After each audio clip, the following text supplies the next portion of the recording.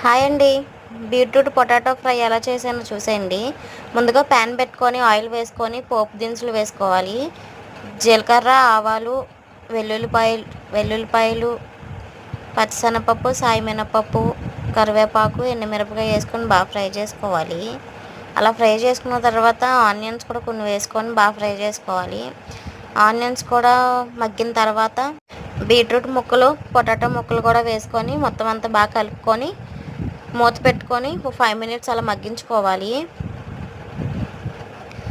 అలా మగ్గిన తర్వాత ఒకసారి మొత్తం అంతా కలుపుకొని పసుపు ఒక స్పూను, సాల్ట్ ఒక స్పూను వేసుకొని కారం కూడా వేసుకొని బాగా కలుపుకోవాలి.